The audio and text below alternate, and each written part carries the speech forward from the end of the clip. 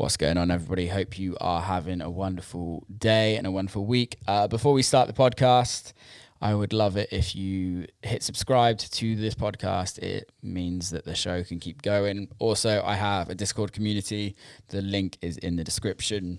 We talk about podcasts in there. We talk about everything to do with music, really, food, and I give away a bunch of stuff in there. It's where you get the first merch options, buying merch and all of the good stuff. So yeah, hit the link in the description if you want to join. Podcast time. Julius Erodian, aka Judge Jules. This is a really interesting podcast. Jules is and has been a DJ for a very, very long time, has had an extremely successful career as a DJ producer, A&R, record label owner,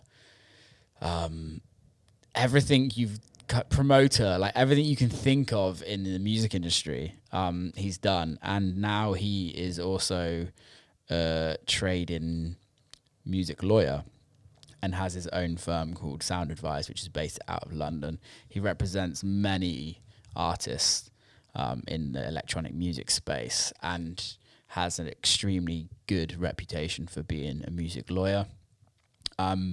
I first came across Jules back in my early Ibiza days when he used to run a night called Judgment Sundays, which was one of the busiest nights on the island at the time. Jules was also voted the best DJ in the world from DJ Mag in 1995. He's had some absolutely amazing achievements in this industry. So I thought it would be really interesting to get him on as an artist and as a music lawyer and kind of give some insight into what he does. So without further ado, Judge Jules. Jules, how are you, man? Very good, and it's really good to be on your legendary podcast. Thank you, man. I didn't know I had that status right now, but hopefully in a few years. Let's hope. Let's keep going. Let's put it that way. How's your day going? Well, I live this weird life where I'm a DJ by night and at weekends, and I run my own legal practice, predominantly dealing with electronic music during the week. So you catch me in where my mindset is in the latter rather than the former. We're recording this midweek. Friday's a bit of a weird day where I'm sort of half in a bit of a kind of grey area between the two, but. So it's we're early in the day. I've got a bunch of contracts and a bunch of kind of hustles to do on behalf of other artists. And that's how my day is panning out. Amazing, man. Yeah, I'm really interested for this podcast. I've been wanting to get you on for a while. I've followed your career for years. I grew up listening to you on radio. I spent many of summers living in Ibiza and going to your shows at Eden or Judgment Sundays, and just kind of followed your career over the last years. And also now I have friends that are represented by you as well. And it's kind of like it's a really you've led a career that is extremely interesting to me, where you've managed to have a very successful career as DJ, producer, promoter, all of that. And then you still have a very successful career in music, but being a lawyer. And I kind of really want to I've got a lot of questions to ask you, but I kind of wanted to start off with where the hell did all of that start from, becoming a lawyer, but also pursuing music and not just pursuing music as a hobby. You got voted the best DJ in the world in 1995 by DJ Mag. You went in. Yes. Where does one start? I wasn't a lawyer in the first place. Despite my silly stage name, I got a degree in law when I was 21, graduated when I was 21, but didn't actually become a lawyer until I was in my 40s. Okay. In fact, I started kind of doing some studying before then. So I was a fake lawyer up to that point. The reason I got the name Judge was actually because I got into DJing very young, aged sort of 16 plus, via putting on illegal raves. But because especially once I was more than 18 and I was at university studying law, I was the mug, dare I say it, who was thrust out in front of the police when they turned up, blagging it, saying, this is a party for my law student chums, officer. And the reality of putting on illegal raves back then, which was in the late 80s, was they were short-staffed, the police, late on a Saturday night in slightly dodgy areas of London, and all they want is to know that it's not going to come back and sort of bite them and embarrass them. The law in relation, you might think, well, how on earth can he be admitting this when he's now a lawyer? But of course, the law in relation to illegal raves back then was much less draconian than it subsequently became in the sort of 90s. Yeah. So I didn't become a lawyer until I was in my 40s. I guess the issue, and I think it's an issue that everybody has to face at some stage in the music business. This year as a DJ, I will do roughly 100 gigs, and I never anticipate that in my fourth decade as a DJ that would ever be the case. And of course, they're different gigs. My market is 35 plus. You wouldn't expect it to be 18 plus anymore. But I don't think that there will be anybody now or who's come through in the last 10 years will have anything like that length of career purely as a DJ. And that's not me being big-headed. I think it's because obviously my half of that time was spent during the pre-internet era when it was a small, very sort of them and us type scenario, siege mentality scene where there were some record shops, there was kind of mixed mag, there was Radio 1, there was certain pirate stations, there were certain key super clubs, and of course there was Ibiza growing. Now, I think the conveyor belt of kind of culture, whether it's music or anything else, moves so much more quickly that I think if you get more than a 10-year career, you'll be very lucky. So to me, if I can serve as any form of role model, dare I say it to anybody, it's that one needs to think what one is going to be doing beyond that purple patch of success as a DJ, which some people do achieve, of course. And in my case, it was fairly obvious what that next step was going to be. And that was going to take the experience that I gleaned in a number of ways that you talked about. Also, I was a senior A&R for many years, set up labels. So I'd kind of done most stuff and just wanted to kind of channel that into something different. The biggest surprise in my mid-50s is the fact that I'm doing both, because I'd assumed that by this point, I'd kind of only be a lawyer, and hopefully I'd be a good lawyer, but I wouldn't have the great joy that is standing in front of people and going crazy. We're talking on a Tuesday, and on Saturday night, my last gig, did my final festival actually of summer 2023 in front of a tent full of probably 7, 8, 9, 10,000 people, and I just never imagined that would possibly be the case.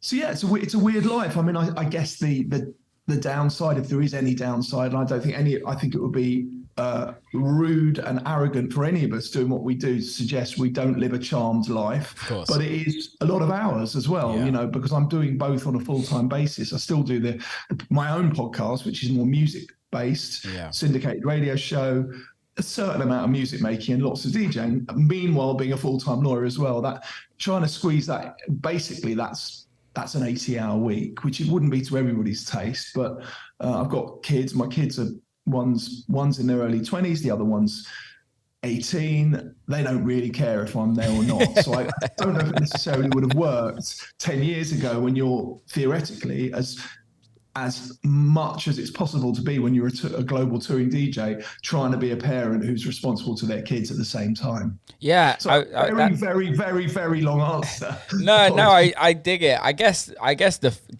kind of swaying through all of that, like the first thing that kind of really pops to mind is, do you still enjoy it? I love DJing. I simply don't think it's all very well having had a name historically, but I don't think that I would be as busy as I am with gigs and getting repeat books if I wasn't. You simply can't fool people in that respect. I mean, I guess there's different types of DJs, aren't there? I've always been somebody who's really been a sort of clubber 51% and a DJ 49%, really get into it, really sort of shout at the crowd and been quite demonstrative, if you like. And of course, there's another legion of DJs who very much come out of the studio, very producer orientated, who are maybe what I would call the heads down variety as opposed to the heads up variety of DJs. And I think if you are of the heads down variety, I wouldn't knock that type of DJ at all, but I think that arguably there's more life expectancy, if you like, in a heads up DJ who's more of a performer, because I think there's huge currency in being a good performer. Well, I think especially nowadays, especially with social media, like you know those DJs that are extremely successful because they are performers, and it's more so about the performance rather than the actual skills of being a DJ and the tune selection. It is purely, a lot of it is, okay, those videos look amazing on social media, I have to then go see that person. Whereas if it's just a heads down DJ, they're not posting pictures on social media, so the reach isn't as big, et cetera, et cetera. It's kind of it's an interesting one. I want to go back a little bit. So when did Judgment Sunday start? June 2000. So Judgment Sundays, did it start in Ibiza? It did, yeah. Basically, I'd been doing for about the previous. I first DJ'd in Ibiza in '88 and started getting regular gigs in probably about '92. Yeah. And was doing a whole bunch of different things on rotation. So I was going to Ibiza every week for a long time before Judgment Sundays. But just, back in the day, back in that golden era where promoters weren't so territorial that they signed kind of exclusivity contracts with DJs, preventing them from performing anywhere else, which is something I've never much liked, but it's kind of the norm now, whether it's festivals or whether it's Ibiza clubs. So I was doing kind of Manumission, I was doing Cream, I was doing Miss Moneypennies, I was doing Clockwork Orange, and I was doing all those things on rotation, all brands that I was very closely aligned with. And Eden used to be a club called the Star Club, which basically only did events for like kind of tour companies. It's difficult, if you go back in the past, the tour companies of the time, which were like Club 1830 and 20s, which are sort of owned by big conglomerates, TUI now, were really significant in the UK market in telling people where they should go. It was almost like Pied Piper meets Lambs to the Slaughter. I'm mixing my metaphors a bit there, but and that was the sort of venue that the Star Club was. And then two guys, one guy I'd known very well and another guy local.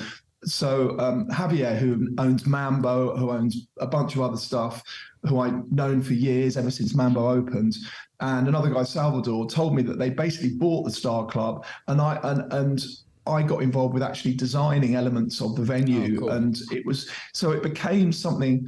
I never owned Eden per se, but I had a huge input into what it looked like certainly in its first 10 years. So that for me, and the ability to promote your own night and stick your neck out and do something on your own. And I'm pretty sure I was the first DJ ever to do that, to have their own branded night. Obviously now it's quite, Solomon does it, Getter does it. Everyone does it. You have to have it now. Nowadays you have to have the branded night, don't you? It's kind of a given, there's very heavy residencies where people are there a lot. Quite a few of the people I represent in legal practice do that, for example. But I think I was the first person to do that, and it was a risk because it was a new club. It was in San Antonio, and it's always been a battle to kind of justify that San Antonio, it may not be to everybody's taste, but when it comes to club life and then when it comes to certain aspects of the core market, it's very important. It's the entry point for most people from the British and Irish market who visit Ibiza. But it still represented taking a bit of a chance. And so if I was to list my 5 top most significant and most emotional, if you like, DJ memories, the opening night of Judgment Sundays would certainly be up there in that top 5, because the queue was literally around the block. Wow.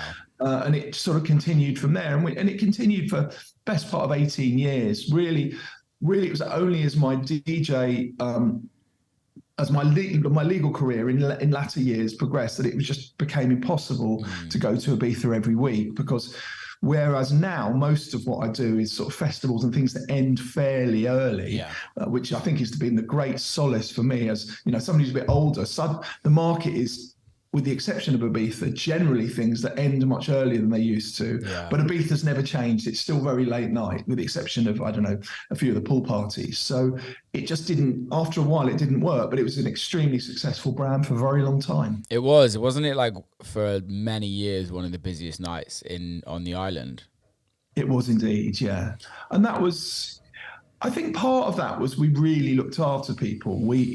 Our friends, we had a huge VIP room, where we basically gave drinks to our friends, to 100 to 150 people every week, and who are our friends. We wanted it to be a home from home for people. We didn't want it to be too corporate. And of course, Ibiza has become more corporate, but that's, it is what it is. As much of Clubland as much of festival life. But I think that treating it like a social for our friends and all the friends of the DJs and their broader circle really helped in that respect, because it got it talked about. Because even then, in the era of kind of physical flyers and physical posters and doing too much online advertising for stuff, word of mouth then and word of mouth now is the ultimate in PR. Yeah, no, I totally agree. And I remember you guys always had like the biggest PR street team. You guys were everywhere around San Antonio, and everyone knew that if you were in San Antonio on a Sunday night, you're pretty much, there's only one place to go, and it would be with you guys. It was a Sunday, wasn't it? I'm not making that up. Yeah. We very late in the day we changed to Fridays, but for about 15 years it was on a Sunday. No, I remember, man, and it was really interesting because it's how you said about like having friends and industry people and all of that, and it was just purely about creating a community. And I think I kind of holler on about community so much that people get bored of it, but for me it's so important it's important in life, but generally in this industry, community is really important to me, and I think it's really important for the industry. Oh, to me as well. I think the toughest area, it's when you've sort of achieved some degree of success within the electronic music world, it's easier to have a sense of community. When you're still, because ultimately all creatives, myself and no doubt you included, are a little bit out there. There's out of pain comes art, if you like, and there's pain in the backstory of so many successful creatives in the electronic music world and elsewhere, and certainly without going too deep, in my own life. So that when you're young and you haven't quite made it, there is an insecurity, there is a backbiting element to it, there is a sort of stubborn belief that everybody else is crap and you're good. But I think as you become more successful, that's the time to open up, and actually it's easier then to have an element of an understanding of community and the importance of community within our world. How did you do that with the brand though? Because it was such a big community, and it wasn't just about looking after the industry people, but like you really created something. Was there anything that you did differently, or do you think you just were in the market at the right time and you gave a good product, I guess? I mean, what we did was we provided for our friends, and our friends, we gave drinks away, looked after people, had it sounds like nothing, but in Ibiza, that's something, I can assure you. It's an incredibly expensive island now, and it wasn't much cheaper back then. So to actually give people a night out, a huge space, separate space, and make them feel part of what we're about, rather than it being a fairly cold-blooded sort of business. And don't get me wrong, it made money, but it was. I think actually you can make money with the right business principles. Yeah, no, that makes sense. What was the day or the time when you were like, okay, I've had a very successful DJ career. It's now time to concentrate on becoming a lawyer and becoming or growing a business through law. Because I feel like if it was for me, like, is it a case of I've done everything I wanted to achieve and now it's time to move on to something else, or is it something else? I think it's a multitude of different reasons. I've got two kids, the first of whom I really didn't see growing up at all, because I was always away touring. Until he went to school, he sort of came along with me a lot. But then and that's not an ideal scenario. Also, probably the single most important factor was there just weren't any role models, really. I mean, I don't think they'd object to my saying it, but the only sort of legacy DJs from back in the day who are still out there now, who are older than me, would be like Carl Cox, Pete Tong, and Paul Oakenfold. Yeah. And not many others. There are others, but not many who are still out there. So in the complete absence of any sort of career structure, when I was in my sort of 30s, I had no reason to suspect that I would still be busy now, because then there was a sort of, the structure of going out was pretty simple. You went out a lot between 18 and 21, 2, 3. You then coupled up and you probably went out less. Yeah. You then got married and this applies probably across Europe and across much of the developed world. You then get married circa 30, and then you stop going out. That was my experience. So I thought, well, how is this going to work? How is this going to play out in terms of my own career? Unbeknown to me, of course, the same people who probably stopped going out in their 30s haven't lost the bug, haven't lost the desire to go out. They just have to look after their kids. Yeah. So reach late 30s into 40s, suddenly you trust a babysitter, or if you have kids early, your kids old enough to look after themselves. And provided there are the promoters out there putting on events for that demographic, it's a vast number of people who might not go out with the same frequency they did when they were 18, but there's a lot of events, and they're people who love music, and so I've sort of grown with my market. But there was no reason back then to suspect that would have happened. So I soul searched, and I thought, what can I do here that is applying all the skills? And it was the answer was pretty obvious, really. It just wasn't easy, because I had to redo my law degree, had to do professional qualifications, had to work in a firm, if you like, as a trainee, meanwhile being a DJ at the same time, being a bit of a dog's body. And I think that was quite, it's very humbling doing that, suddenly being at the bottom. I wasn't treated like a typical trainee, A, because I was in my 40s, early 40s, and B, because, dare I say it, people kind of vaguely knew who I was. But I also think it's, psychologically, I think it's very valuable. To be successful as somebody in the electronic music world, in the music world, probably in the broader artistic community, you have to be a little bit selfish. And I don't say that with pride, or I don't necessarily say that's a good thing, but it's a reality. 100%. And so for me, the humbling factor of, going back to university, at night school, trying not to tell anybody what I was doing until the very last possible minute, which is probably 5 years into doing it at night school.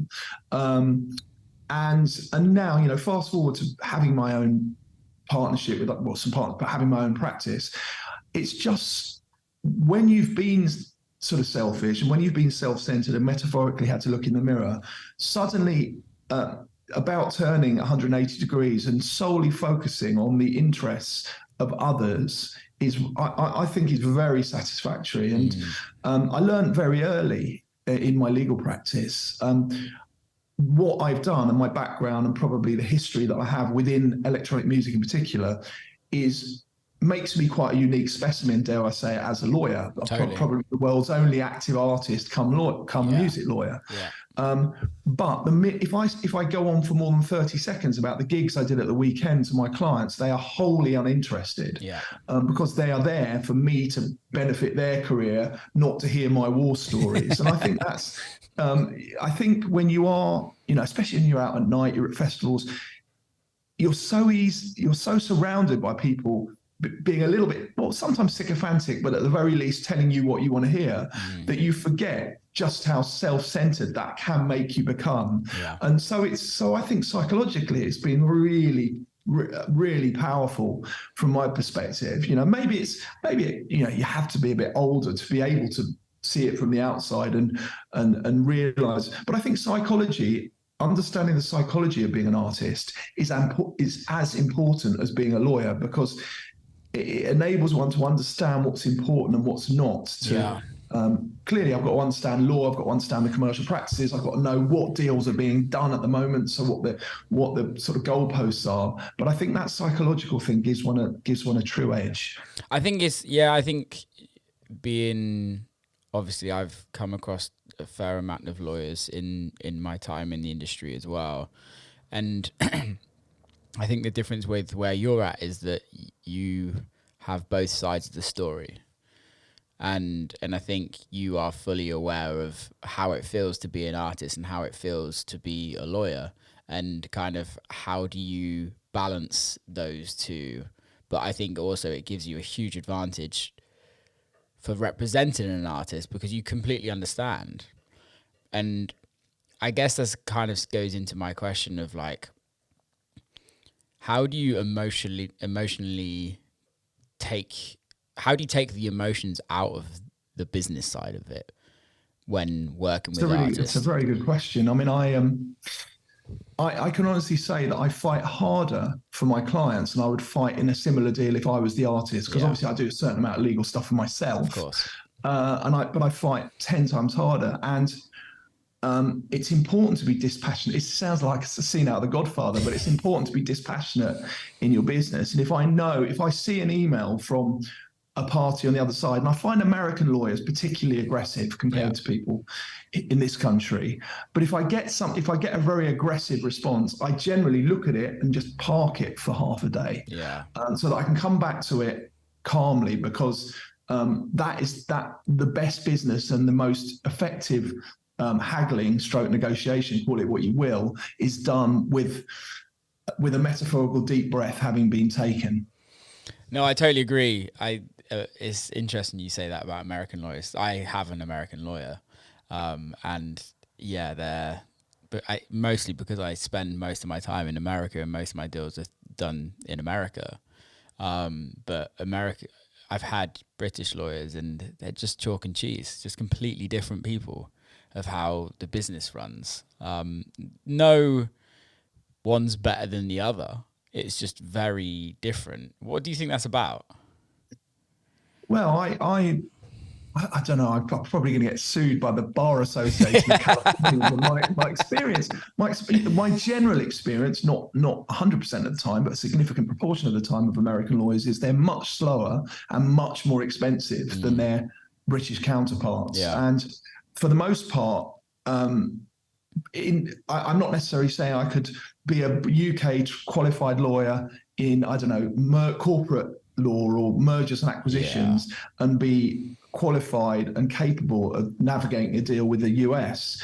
But the business principles and the business practices and the way that contracts are structured between the US and the UK is very, very similar. And it just, the culture is just very different. And it's strange, because if you then get an American lawyer on the phone, which is quite a pain because they're generally in Los Angeles and the window of kind of common window of ability to speak is fairly slim. It's kind of, 4 till 7 p.m. UK time is about it. You can normally actually get quite common sense and reason and get things done. But the kind of default position of being very aggressive and very and refusing to budge on anything wastes a lot of time. But it is what it is. I don't think it's down to the individual. It's down to the corporate culture. 100%. Yeah, America is very different to the British culture when it comes to business generally. I totally agree with that. I mean, the other thing I find, I've spent, as I'm sure you have, a lot of time in Los Angeles, and anybody who's done business in Los Angeles will tell you that you never have a bad meeting. And I mean, I've encountered this myself, literally scores of people have told me about meetings they've had in physical meetings in offices with people in the music business in Los Angeles, coming out of it thinking, my God, I'm doing an amazing deal. This went so well, can't wait for the contract. And they never hear from the party on the other side ever again. Yeah. And it's a strange cultural difference. I think here, and I have no doubt in Australia as well, we're a lot more blunt and to the point. Yeah, I think also the industry is so like, I'm not really too sure what the word is I'm looking for, but just generally, especially nowadays, is that there's so much option out there for everybody. And there's space for everybody in this industry. But I think, especially with labels, agents, whoever that's kind of trying to make business out of this, there's always another person around the corner that's better or just as good, or there's just so many more options out there, it feels like, than what it used to be.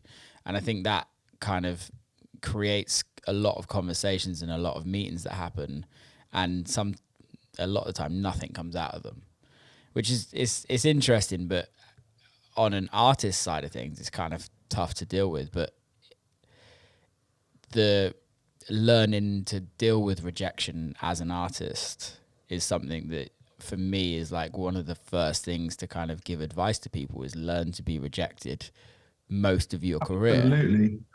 You need thick skin beyond belief. Yeah. And but you also need to have belief.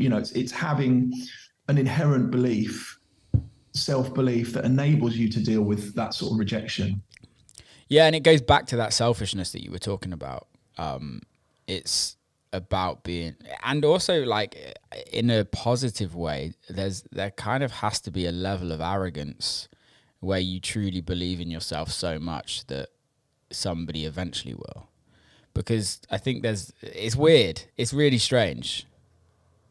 Yeah, I obviously come from the very early days of electronic music culture, when I almost believe it was not survival of the fittest, it was survival of the least unfit, if you like. So you could be shit, but if everybody was even more shit, then you're all right and you're going to prosper. But of course, that environment is wholly different now. The bar is set so much higher.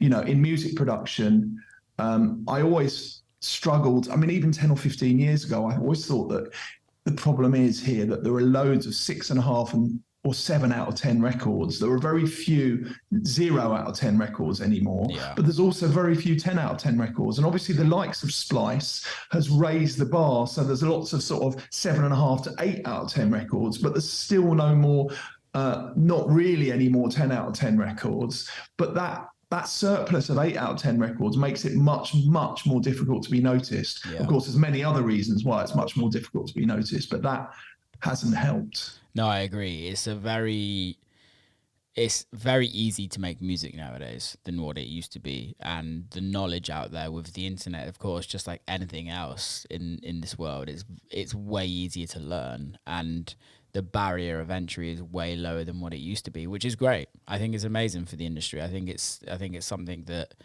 is really actually healthy. The more DJs, the more producers, the better the industry is, the bigger the market is. And like I said, it took me a while to work this out. It was more so like at the beginning of COVID, when everyone kind of stopped and had to. It was a big thing for me where I realized, like, this isn't competition between me and anybody else. This is a competition between me and myself, and there's space for everybody in this industry, no matter what you want to do. You're just up against yourself at the end of the day. Yeah, I mean, I could almost quote a version of the same thing. Ultimately, you're answerable to yourself. If you can wake up, or not even wake up, if you can look at yourself in the mirror and think you've done the best you possibly could, and you're proud of what you do, you can ask no more of yourself. Yeah. But there is this issue, as I mentioned earlier, of it's the younger aspirant DJ producers who are struggling to get a foothold, and there is an element of luck in getting said foothold, who probably don't necessarily feel as comfortable with the amount of entrants in the space, but it is what it is. Yeah, I agree, but I also obviously you see it more than me, but I also kind of disagree to a certain level, because I remember starting out in early 2000s, 2003, my first show, like, it was still fucking impossible then. Like, we still did countless amount of years of gigs of like not earning money, and I still play shows where I lose money, and it's like I'm very fortunate. I have a very good career, and I'm really, really grateful for that. But I feel like even back then it was even more so, because there wasn't social media. The gatekeepers were real back then, and you had to be part of the cliques. You couldn't just like post a picture and become social media famous and have a following, which then gives you value. Your value was, who do you know and are you a good DJ? Whereas now I feel like that's kind of not so much, maybe. I don't know. What's your thoughts? I think the goalposts change all the time. Because nobody, Spotify is one of the very important elements, the equation of raising the profile of any producer. And my fear, and nobody really knows what the algorithm says and the extent to which there is a human curation within the key playlists and the extent to which algorithms determine what will appear. But it would seem that algorithms are kind of pulling the same artists who've got pre-existing streaming numbers and therefore got kind of a large number of monthly listeners back round in a repetitive circle, thereby making the entry more difficult.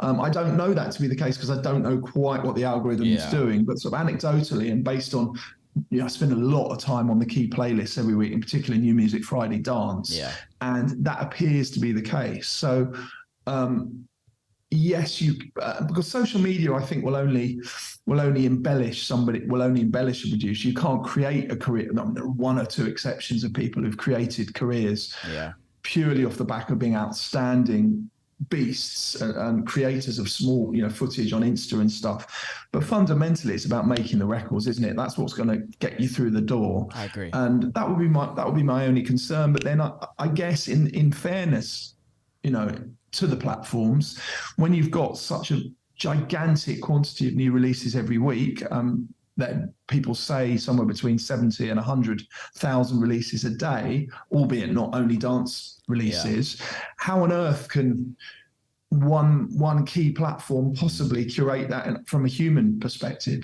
Yeah, you can't. And I think it goes back to even when you're on radio.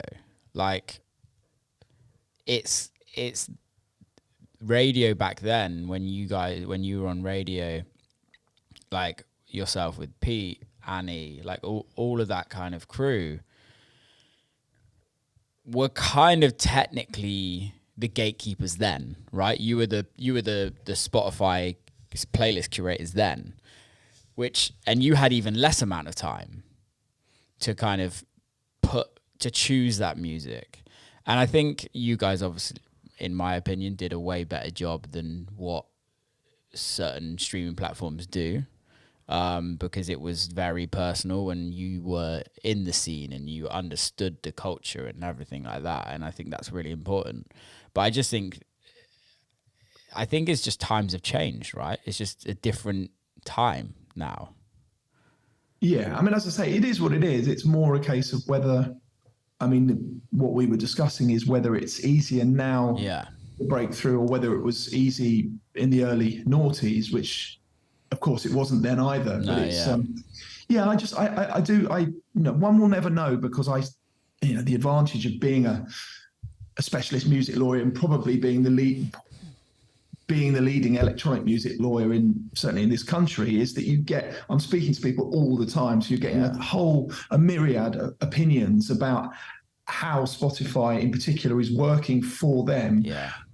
So one can only take those opinions because the platforms tend to be quite secretive about how they actually function internally. But I get the feeling that there is more algorithm driven curation and less human curation. I don't know for sure, but that's the feeling I get. No, I think you're 100% right, and I think that takes the culture out of it.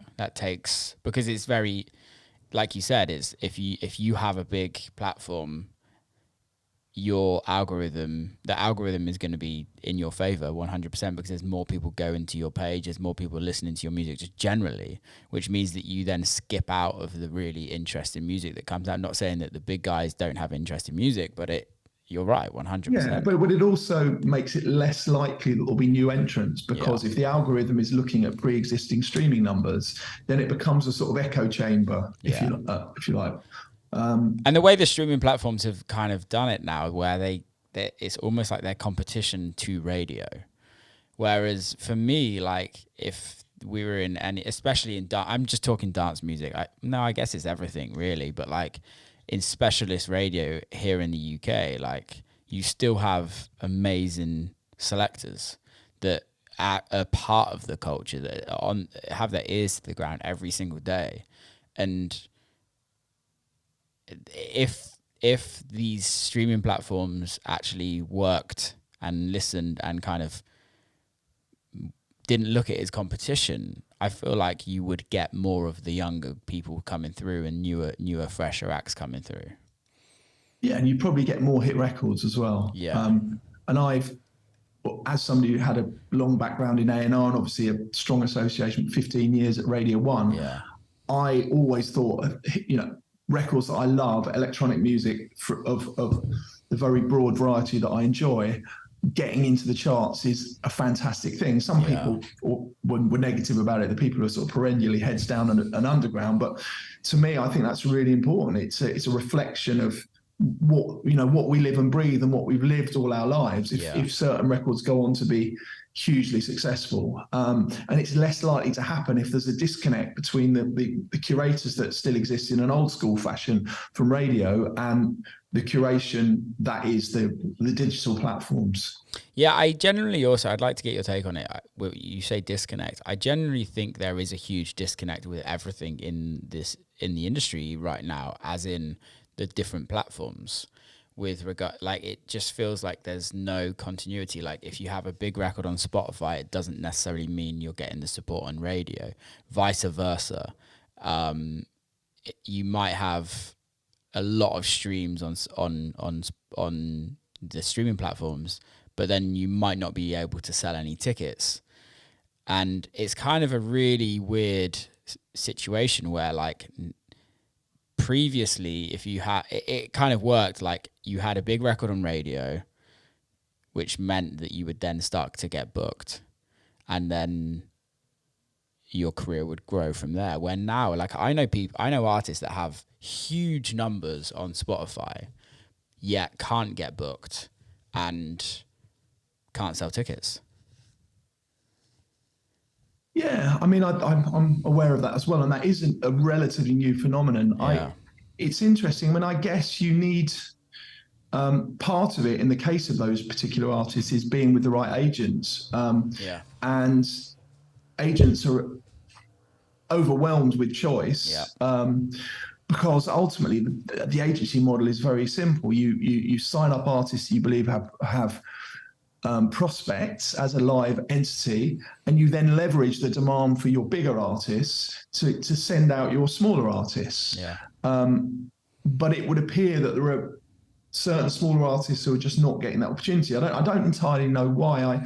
In my legal practice, I deal less with the live side of things because there's less legal work around the live business. But you're certainly right. I look at people I represent who are doing really well, doing great on playlists, making good records, but aren't necessarily.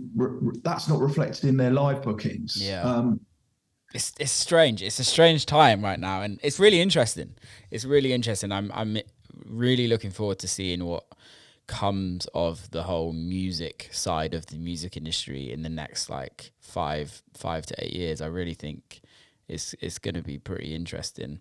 I want to go more in on the lawyer side of things with regards to music and what your role as a lawyer is when representing music clients. I think there's a lot of people that listen that don't really know that many lawyers are involved in music generally. And I think it would be really interesting to kind of explain what you do as a lawyer. Well, I mean, I guess, how does one start? I mean, the three most common types of arrangement that I sort of navigate, if you like, are record deals, music management deals, and music publishing deals. But there are other bits I do, like distribution, label services things. I mean, the bottom line is having the commercial awareness to know what the goalposts are, to do that, to hustle the best possible deal for your client, and being a specialist in electronic music really helps, because I've got, on my, I mean, literally, if I look to my left or right, you've got this kind of blurred background. And in fact, obviously this is going out audio only, but so I am surrounded by piles of contracts, some from what we got here. Here's one from Defected. Here's one from the Ministry. What we got here. Here's one from Armada. Here's one from, a distribution platform, a new disruptive distribution platform. So, I mean, what it is, it's just knowing the value of something. There's an element of being a poker player where if you've got a strong hand, you can be very bold. You know that you can, and a strong hand generally means you've got more than one party interested in signing the person or entity in question, and you can then really drive the price up, drive the commercial terms up, really strike a hard bargain. I think the skill comes, again, using the poker analogy, where you've not got that. You've got a slightly weaker hand. You've got an artist who you sense that maybe the label or the other party in question only partially wants and might possibly walk away if you push it too hard. Yeah. So meanwhile, you've got to sell it to them using a combination of sort of charm, grittiness, an understanding of having done deals with that particular party on the other side a lot, so you know where they'll go to, and also almost trying to sell it as if you've got a strong hand, which is the essence of being a poker player. I mean, there's many, we could talk about the dynamics, plural, of what one does on a day-by-day basis, because no 2 days are the same. And I've got, at any given time, I've got 50 plus, if not more, deals that metaphorically spinning the plates on.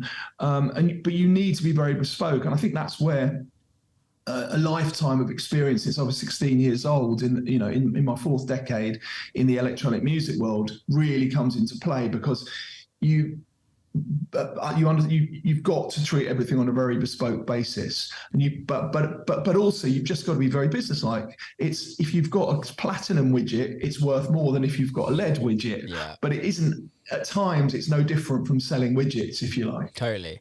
How important, though, is it, would you say, for artists to have a lawyer? I think absolutely essential, but you'd expect me to say that. But the reality is that if somebody even half sensible finds me and gets on the phone to me, or it's easy enough to find me online, and talks about the deal they've got on the table, then I will always do a half-hour call with them for free, because I think there are other lawyers out there who adopt that mentality as well, because it doesn't take long to explain to people how important it is to have a lawyer, because there are many reasons, but the reality is that very often, let's take a record deal, for example. If you are dealing with any one of the labels, you're probably speaking to an A&R, you might be hanging out with them, they might become a fan of what you do, they might come to your shows, they might love your music. But the person who gives you the contract is not your mate who's the A&R, it's the dark Grim Reaper lawyer, business affairs team within that record label, who don't care about you, they don't care about your relationship, about that. They just want to navigate, they just want to leverage the best possible deal for the business that they operate, because they're not even necessarily on a that's how success or failure is judged by if you work as an in-house lawyer or in business affairs, how good a deal you've got, how long a rights period, how long you've managed to sign the records in question for, how little money you've managed to get away with. So and that goes, I mean, that's, vaguely similar principles run across the spectrum with the different deals one does. Music management is, yes, there's got to be a harmonious relationship between manager and artist, but it's still a business relationship. And sometimes people forget that fact. It's a business relationship that at some point will disintegrate, either just because it will disappear into the ether because it's just not working and nobody wants it to continue, or it will disappear in acrimony. There are really only two options there. It's going to end sometime. So having the commercial parameters negotiated properly for you in the first place is more likely to have it end in the former sort of category than the latter category. But I think at times people are so desperate to get get onto the playing field of electronic music and music in general, that they are just prepared to sign anything that somebody thrusts in front of them. And that is frequently something that the artist in question lives to regret. And often I'm left to sort of clean up, get my metaphorical broom out and try and clean it all up. Yeah, I want to talk about that. That was literally kind of going to be my next question, where it's like, how do you manage that as a lawyer when you have an artist that clearly it's their first record deal, let's say, and it's just a case of like, this deal, they've signed the deal, but it's so terrible, and you just know that this is just could be like the end of the artist because it's literally just screwing them over that hard? Well, it depends on the circumstances. I mean, if there's a threshold of wickedness and badness in an agreement beyond which it might actually empower you as a lawyer if the artist wasn't legally represented when they entered the deal. Yeah. But that's under English/British law. It doesn't necessarily apply if it was signed in the US or in the Netherlands or other big dance music places. It's more those kind of mid-ranging contracts that aren't so bad that there's actually court judgment / legal precedent out there that tells you that actually you could apply to the courts to strike this down. Yeah. You wouldn't actually apply to the courts. You'd go through the motions of doing that in the hope that it wouldn't end in court, because court is crazily expensive. But it's those mid-ranging deals that are more complicated and difficult to get artists out of. But it doesn't mean there's not a conversation to be had. I suppose in that category, I would rely on my relationship with just about everybody to try and get on the phone and try and have a conversation and see where you get to. Yeah. There are one or two people, I wouldn't put it on record who those individuals are, but there's two key sort of mid-size dance labels based out of the UK that I think have got particularly bad business practices. Yeah. Without justification, in that they're not paying. There are another couple who one could argue have bad business practices, but at least they're paying money in the first instance and sticking their necks out on behalf of the artist. But there are a couple in particular who have very bad business practices, very dodgy contracts, and one can but. And I won't mention them by name, but I almost want to, because I feel that they should be called out for what they're doing. I'm pretty sure I could guess. I won't though. Yeah, but yeah, everything is bespoke. There isn't a similar. Your deal. The good thing is, it's the analogy for what I'm doing. It's like being a priest and a divorce counsellor rolled into one. Yeah. And the good thing is that probably the marriages outweigh the divorces by a ratio of about 20-1. Because in truth, most agreements don't end in acrimony. They just peter away into nothingness, where it doesn't work, and everybody agrees just to say thanks, but it's not worked, and we'll walk away without any hard feelings. That's the reality. No, I get that. A brand new artist, most artists have a huge desire to have a manager. It almost feels like it's the thing. Once you get a manager, you've made it, especially when you're a new artist. And most of us, including myself, learnt the hard way of signing a contract and being locked in and getting screwed over at some point. What is your advice when it comes to starting a management relationship on the business side of things? Well, just generally as well. Well, first and foremost, don't see having a manager as the silver bullet, because DIY brand building is essential. Unless you've built your brand independently of a manager's not necessarily going to help you very much.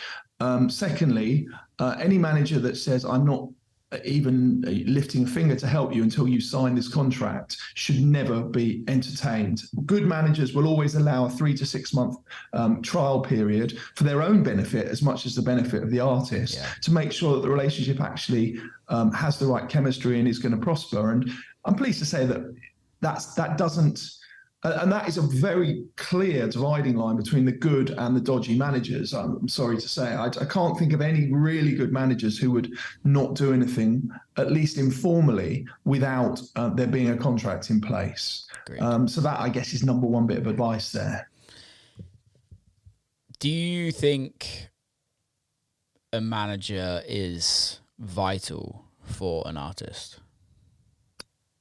There are one or two artists, one in particular I look after, who's very successful, who is unmanaged and does a brilliant job, but he has been around for a very long time. I think the problem that we're in a social business. We are hanging out with people, late night with people, and getting wrecked with people, dare I say it. And it's then very difficult for you to stand up and have sort of hard-headed commercial conversations with those same people you've been socializing with. So the core objective of a manager really is to say the stuff you don't want to say yourself, because you feel it might burn bridges. I mean, there are different managers have different approaches. Some are more aggressive, some are more diplomatic, but fundamentally they're about saying those things you don't want to say and fighting the good fight on your behalf in a way that you probably couldn't that you couldn't do yourself. Yeah, that makes sense. Definitely. I guess when it comes to choosing a lawyer as an artist, because that's a relationship as well, the relationship between artist and lawyer, what would you say to people to kind of look for? What do you look for when you're representing artists as well? Because I can guarantee you're not looking after everybody, if you know what I mean, that comes to you. There are lots of what I call ambulance chasers out there, even in the music sphere. Since we haven't mentioned it, but many people will be aware that SoundCloud has become a much more important A&R source in the past 12 months than it really ever was. In the past, it was DJ mixes and demos, and now the SoundCloud sort of buzz chart that comes out weekly is actually really poured over by A&Rs, and I've done a number of deals with people, and those same artists seem to be getting cold called by lawyers left, right, and centre, which I find a little bit distasteful. But then I'm in a lucky enough position where the work finds me rather than having to go out and kind of market myself for it. I just think if you can find a lawyer who's got a genuine love for your genre of music and because most music lawyers are music fans. Yeah. I don't think, it's such a competitive area of law to get into that the only way you're going to get your foot through the door as a junior lawyer is if you've got some pre-existing, probably experience, but certainly passion for music.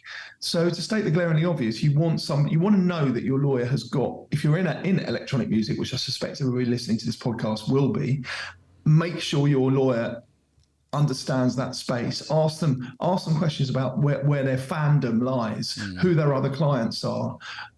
It's a slightly more complicated one because I don't like to really talk to. It's a bit of a grey area with regards to confidentiality. Clearly, you can't talk about your clients' affairs, but can you talk about who your clients are? I just like to say, I've got a lot of world famous people in our world. I don't really like to go into too much granular detail. So if you do ask your potential lawyer suitor who their clients are, they may be uncomfortable telling you, but you can certainly ask them some searching questions about the area of music. No, totally. I agree. When it comes to building a relationship with an artist as a lawyer, is it something that you guys talk on a regular basis, or is it purely like, okay, there's a contract that's coming, or there's a deal on the table, or what is that relationship, or how do you kind of build those relationships?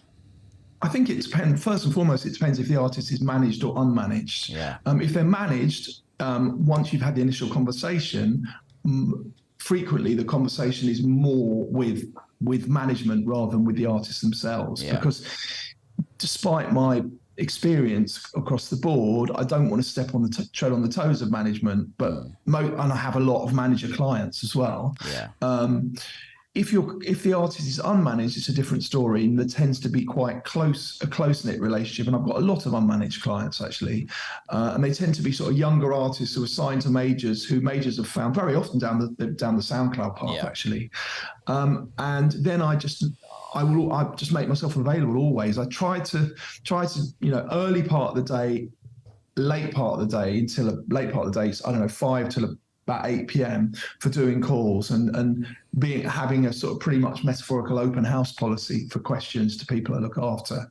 And that's, but I wouldn't necessarily, you might, if if they've got a record out, for example, I might drop them a quick message to see how things are going, but I wait for them to contact me. But the thing is to be available. And I think that's something that a lot of other lawyers aren't. They've slow service and lack of availability. And in my artist life, I'd experienced that to my sort of, in a certain degree of negativity when I was younger with interacting with lawyers, and I'm determined never to be that person. But I guess being older and having kids who are now 18 and 24 makes that a bit easier, because you're not so preoccupied with other stuff in life. Yeah.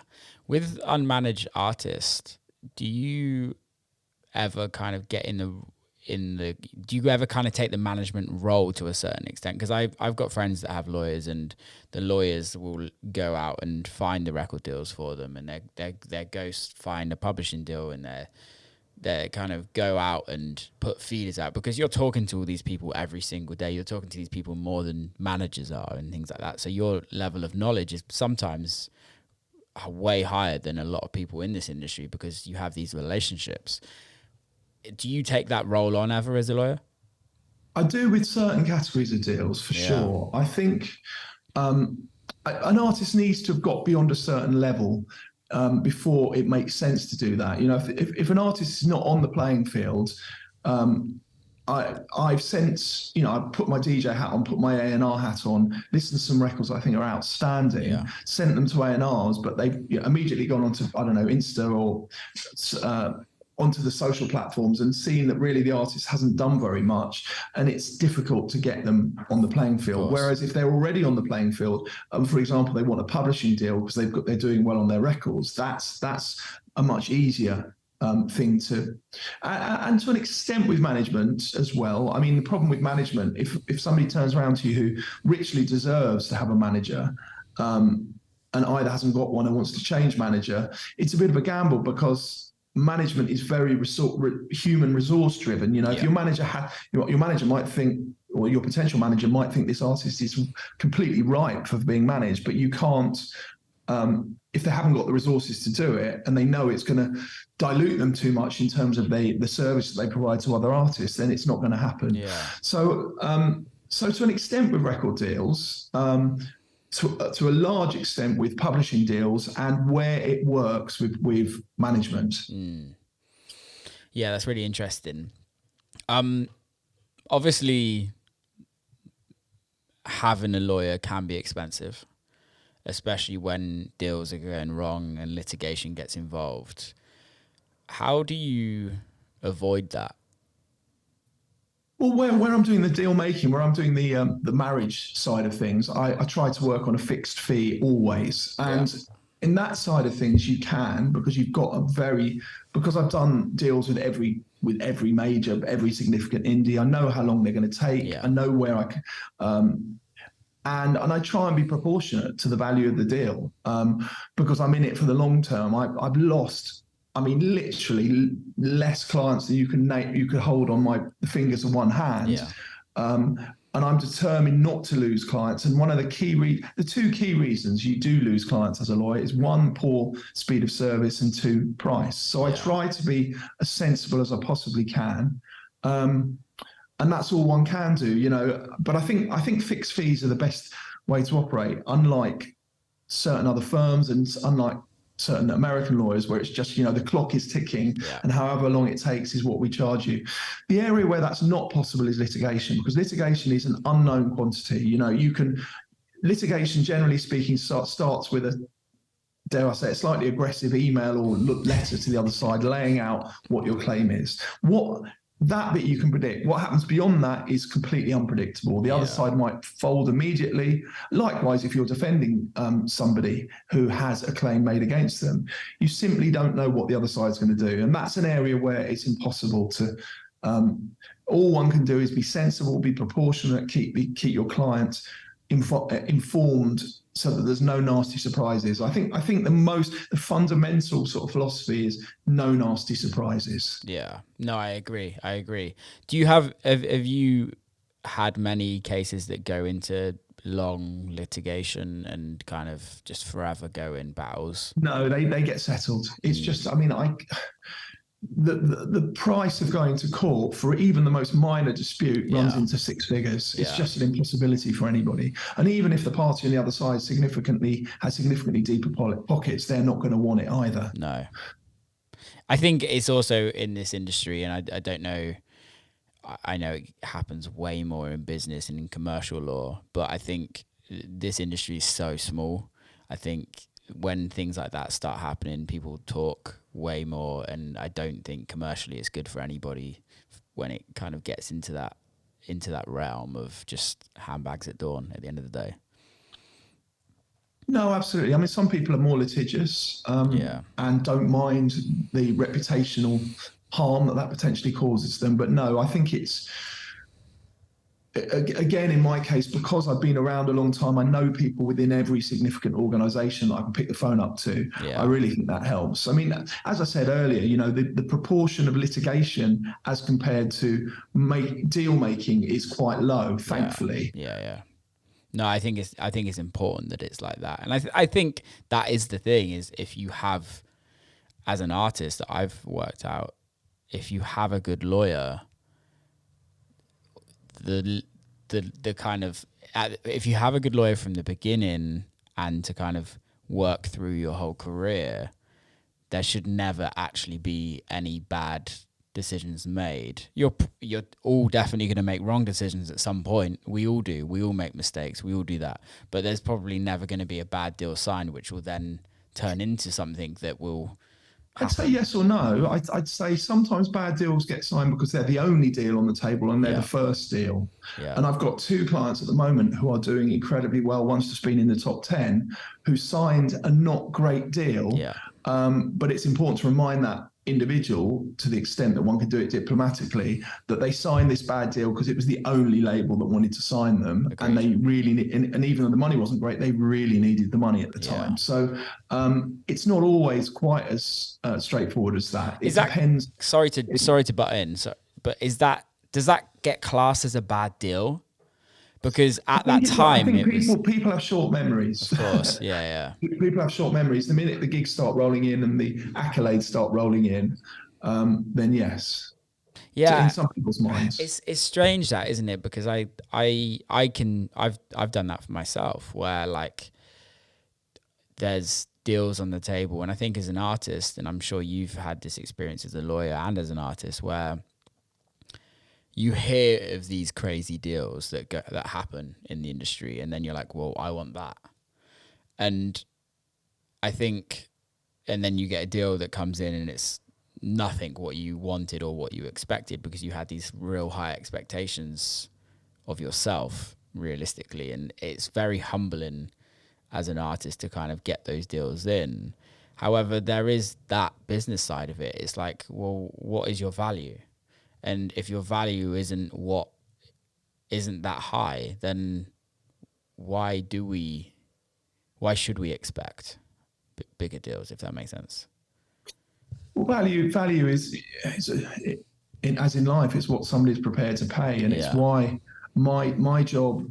In fact, you asked me earlier about whether I go out and leverage deals for clients, and actually, on the recording side, I'd be more likely to go out and try and leverage a deal with another label when I know that there's one solitary label involved, because it becomes an easier sell. There is a sheet, and I was guilty of this myself as a 10-year sort of A&R for Universal, and there is a bit of a sheep-like mentality to A&Rs in what they sign. You know, if they see that somebody else is interested, suddenly it takes on a more attractive visage to them.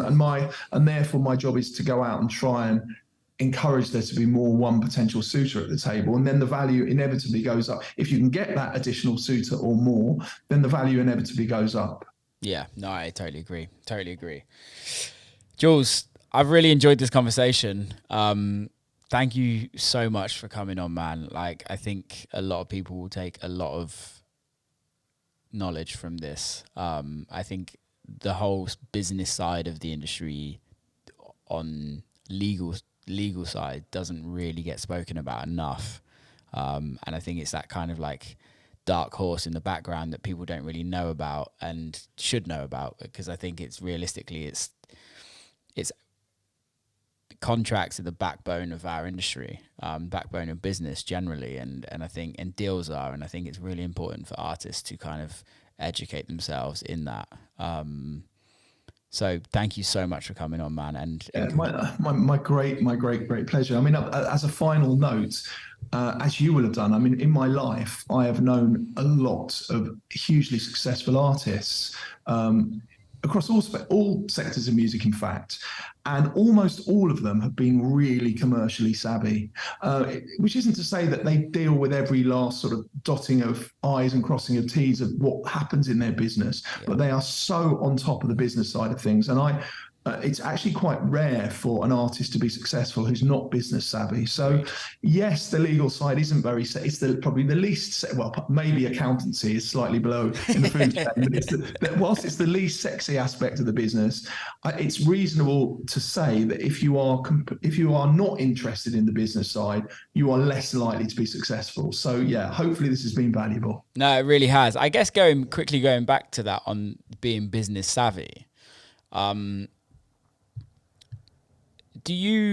obviously you come across extremely large deals with artists, and I think it's very easy as artists to be like, oh shit, there's, let's say, a £500,000 deal coming in, album deal. Do you ever have those conversations with the artist to go, right, there's a lot of money on the table now, this might not ever happen again, spend wisely? I do, if I feel that it's a sort of artist that needs that prompt. I mean, a good manager should be having that conversation, because a manager is going to be charging 20%. Yeah. If you're at the upper bracket of tax in the UK, you're going to be paying 45% tax. Even if you're in lower tax jurisdictions, you're likely to be paying a significant amount of tax. So I think it's fair to touch upon that, but one would like to, generally speaking, at that level of deal, the artist will be managed. And one would like to think that it's a very core element of management to point that out to the artist. Therefore, maybe I wouldn't do that myself. No, that makes sense. I get that. Because I think that's also another thing that doesn't get spoken about, is there's a lot of artists that earn a lot of money. And going back to initially what you were saying at the beginning with why you chose to go down the law route, is like, this doesn't last forever. And there's very few amount of people that can make this last forever. And how do you invest your money in the correct spaces to last forever? Really? No, absolutely. I mean, I think anybody listening now, whether you're an active artist, an aspirant artist, or somewhere in between, if your artistic career takes off, you won't be an artist forever, and you will need to think at some stage what is going to happen beyond that. Some people leave it, and I think the less you can leave it to the last minute making that decision, the better. The more likely you are to have a sort of generally contented and sort of prosperous life, for want of a better description. I agree totally. I think it's something that a lot of people need to think about, and I think there's arguments to say that, are you creating a plan B? Because I think I'm a firm believer, and I'm sure you are, that you have to go all in to make this work.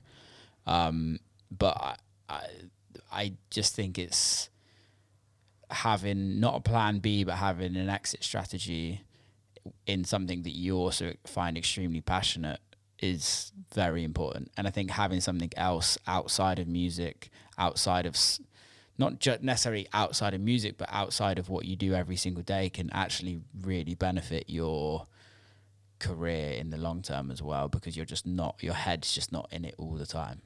Yeah, I mean it's more than important. It's essential because there isn't, or literally a fraction of 1% of artists will be artists all their lives. Yeah. Everybody else will need at some stage to morph into something different. It's a shit thing to talk about because you, on a glamorous side of things, we all want to be artists forever, right? I think that is the pipe dream, but I think I don't even necessarily think from the glamour. It's the buzz of performing to people is so enormous that nobody wants to let that buzz go. It's a unique drug that only those that have experienced it will ever understand. I also think there's a level of ego in that as well, though, with finishing your career in music. What does everybody look at? Do people look at you like a failure? Like, have you failed? Have you not succeeded? Have you not achieved everything you wanted to achieve? Blah, blah, blah, blah. There's all that as well on the mental side of things that I've seen friends, and it gets them. It gets you hard when it's coming to an end. Yeah. It's definitely interesting. Jules, I've loved this conversation. Thank you so much for coming on. How can people? Will, thanks for inviting me. How can people get in touch with you on the law front, and how can people come and see you at shows as well? judgejules.net is my website. Real Judge Jules on the socials, and my legal practice is Sound Advice in London. Amazing, man. Congrats on everything. I'm like, Cheers. honestly, your career is an inspiration to me and a lot of people. So thank you so much for everything you've done, man. I really appreciate it. Very kind. And that is a wrap. Big love to Jules for coming on. And thanks to everybody listening. If you liked it, please share. Please send it to your mates. Please hit subscribe. Please give us a review. Big love. Keep safe. Till next time.